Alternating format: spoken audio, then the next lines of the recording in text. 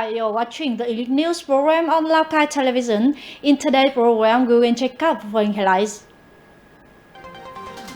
Finho communes are shining examples of indigenous agricultural growth, attracting strategic investors in the new term. The ethnic cultural club at Yên Bái Boarding High School preserving identity. Following are the detailed contents, please join in watching the program. According to the Department of Finance, as of September 19, the state budget revenue in Lào Cai province reached over 13,000 billion VND, equivalent to 94% of the central government's assigned estimate and 61% of the provincial estimate, marking a 23% increase compared to the same period. Of the total, domestic revenue reached 11.086 trillion VND, accounting for 86.7% of the province's budget structure. This reflects the sustainable and healthy state of the local economy. Additionally, import and export revenue also saw a strong increase to 1.544 trillion VND compared to the same period last year, thanks to a recent surge in trade activity. In 2025, Lào Cai aims to achieve a state budget revenue of 21 trillion VND. To reach this goal, the finance sector is implementing various. With its favorable climate, soil, and traditional farming practices, Finho Communes has implemented numerous solutions to enhance the value of its agricultural products, becoming a bright spot in the development of an agricultural economy tied to its indigenous products. Thanks to the application of intensive farming and advanced technology, the commune's indigenous agricultural products have achieved high yields and quality. Currently, the entire commune has over 330 hectares of upland taro, yielding nearly 4,000 tons per year, 320 hectares of Shan Tuet tea, yielding 500 tons, and 170 hectares of specialty upland rice, with a yield of about 70 tons. All these products are registered for intellectual property protection. Additionally, Finho currently has 6 cooperatives and 32 cooperative groups active in the agricultural sector, which have successfully developed 4 OCOP products. In recent times, many businesses and facilities processing wood from planted forest in the province have invested in workshops and production machinery, diversify their products to meet export market demands, thereby increasing the economic values of the forest, creating jobs and raising local incomes. Currently, there are 659 forest product processing facilities across the province, manufacturing items like chopsticks, spoons, plywood, glued laminated timber, and kitchen cabinets for export to countries including China, Taiwan, Japan, the US, and South Korea. These products have been improved in both design and quality. The province's average annual export value for forest products reaches $150 million, with kitchen cabinet exports to the US alone estimated at $130 million. The province is actively supporting businesses in producing key products with competitive advantages, building brand identities, and promoting investment and trade to develop new markets. On September 23rd, the Provincial Department of Health and National Geriatric Hospital signed a memorandum of understanding on cooperation in elderly healthcare and the development of specialized medicines. Based on the content of the signed agreement, the two parties will enhance cooperation in technical transfer, human resource training, telemedicine, and professional support. They will also coordinate in organizing screening and consultation programs to raise awareness about common diseases in the elderly. Specifically, in the near future, the National Geriatric Hospital will assist the Lào Cai Rehabilitation Hospital in establishing and operating a geriatrics department and an elderly healthcare center. This will include training, professional skill transfer in geriatrics, and staff rotation to provide specialized support. At the Lake Quidon Secondary School multi-purpose gymnasium in Lào Cai, the 2025 Star Summer Leisure basketball tournament just took place.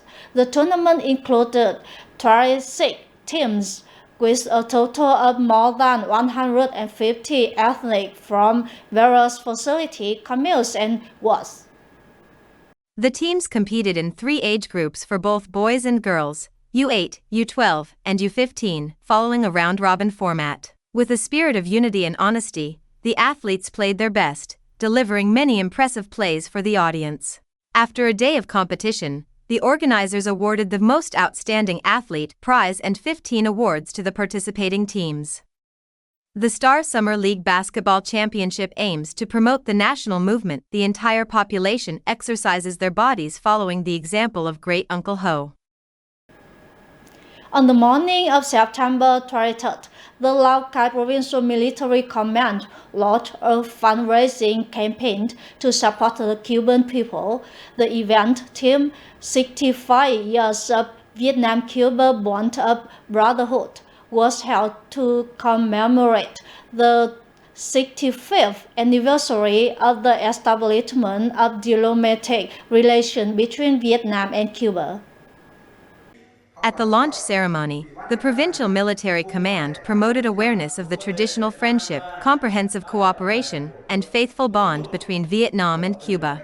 They highlighted the great achievements of the Cuban people in their national construction and defense, as well as the special affection and support that Cuba extended to the Vietnamese people during their past wars of national defense. The command called on all officers and soldiers to respond and contribute to the Cuban people with a spirit of volunteerism and responsibility, according to their individual means.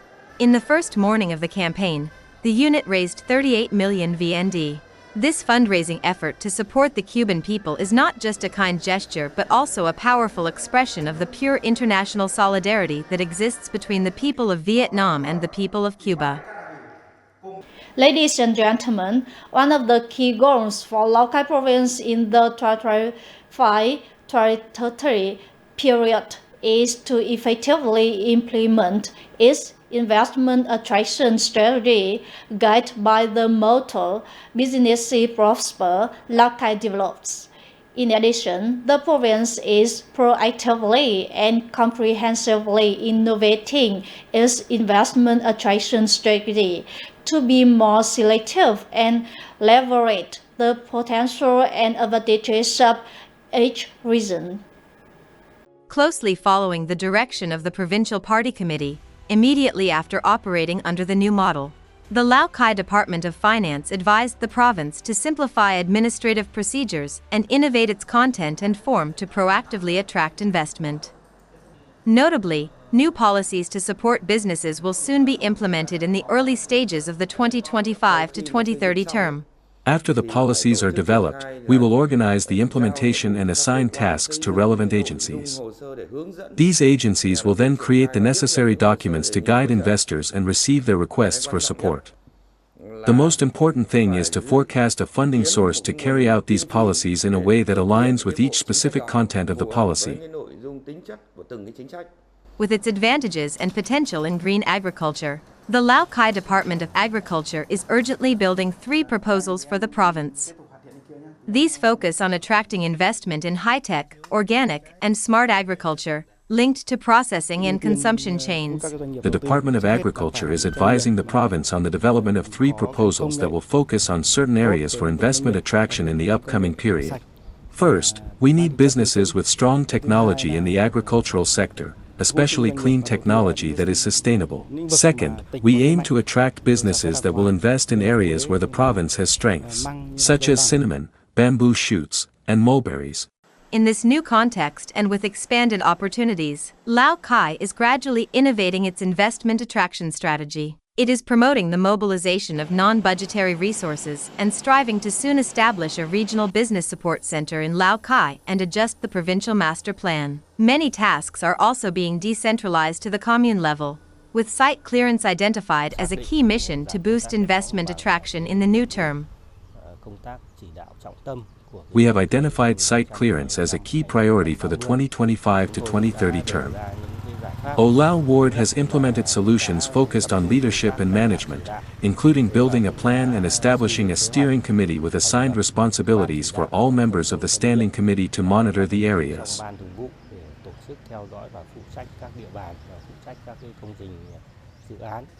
Lào Cai has set a goal for 2030 to become a growth hub and a center for economic trade connecting Vietnam and other ASEAN countries with Southwest China. With a methodical strategy and a transparent, open investment environment, Lào Cai promises to become an attractive destination, playing the role of a new growth driver for the region. Ladies and gentlemen, Lào Cai is home to over 80 villages and residential areas where nearly 30 broadly ethnic groups live together in the border region. The border areas of Lào Cai is changing day by day as local people confidently develop their economy and contribute to protecting the nation border. Lu Di San is the most remote and challenging border village in Sima Kai commune. While it was once an area with complex security issues, life has changed significantly today. The village has over 3.2 kilometers of border, and with a scattered population, border soldiers have intensified their presence alongside the local security team, which is in charge of residential clusters. As a result, illegal border crossings are no longer a problem. The village has 68 households, 40 of which have already escaped poverty. We promote livestock farming to the locals, providing support with pig and goat breeds. During village and party cell meetings, we also combine our efforts to raise awareness about the two-tier local government model and the prevention of child marriage. Life used to be very difficult, far from the commune center and the market. Now, a lot has changed. The border guards are here to help, and we also have the hydropower plant assisting the people. The locals have also changed their mindset a lot. These are images from the high-altitude border region of Pha Long, often likened to a land-based Truong Sa, Spratly Islands. From a poor village just a few years ago, Tai Jong San has transformed, with solid and spacious houses. The investment in infrastructure and economic development projects has helped improve the lives of the local people, making them more prosperous and secure. We no longer have to worry about food like before. After this harvest, I will go work for a company. Many people from our village have already gone, which helps us earn a stable monthly income. All of our people clearly understand the attention and care from the party and the state, sharing a spirit of solidarity and unity. We continue to implement national target programs, helping ethnic minorities gradually rise up and escape poverty.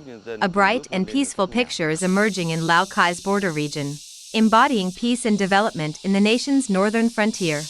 This serves as a crucial foundation for the new phase, where Lào Cai will develop in a green, harmonious, identity-rich, and happy direction, tied to the goal of preserving the border, preserving the people, preserving the forests, preserving the nation, and preserving the environment. Every Monday morning at Yên Bai Boarding High School, the sounds of ethnic flutes, traditional dances and folk songs fill the air. Here, students from various ethnic minority groups proudly preserve and spread their cultural heritage. For today's regular club meeting, Ho Thi Chia and her friend Tru Hong Han decided to perform the song Nuoi Mio on Dang in both Vietnamese and Hmong languages. This is also Ho Thi Chia's way of introducing the cultural identity of her own ethnic group. Since studying at this boarding school, I felt very proud to be a child of an ethnic community. By joining this club, I feel I've become more open and can communicate with more students from other ethnic groups, sharing my culture with them. The Ethnic Culture and Arts Club at Yen Bai Boarding High School has up to 420 members. Participating in the club not only helps students develop their artistic talents but also fuels their love for their traditional cultures. The club has become a bridge for members to better understand, love, and connect with each other.